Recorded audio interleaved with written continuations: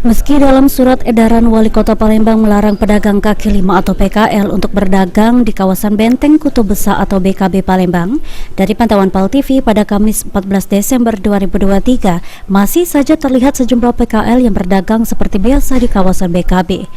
Salah seorang PKL, Aryani, mengaku tetap berdagang meski sudah mengetahui larangan dari surat edaran tersebut dari Satpol PP.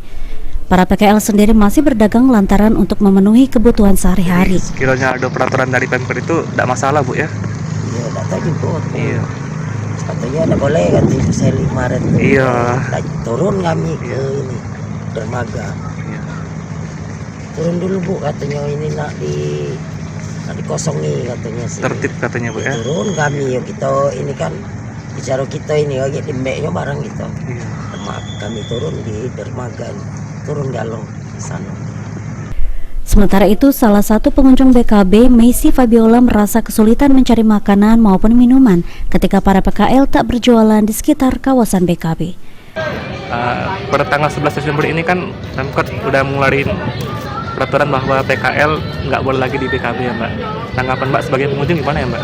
Pastinya agak sedikit kesulitan, karena kan kalau misalnya ada liburan pasti kitanya tuh mau mencari makanan, kan, kuliner. Nah, kalau misalnya pedagang kaki lima seperti ini tuh ditiadakan, pastinya kita kesulitan banget untuk mencari makanan ataupun kuliner khas Indonesia yang ada di Kota Palembang ini. Apakah Benteng Kuto Besa itu kan salah satu destinasi wisata yang banyak banget kuliner dalamnya. Hafidz Zainul, PAL TV.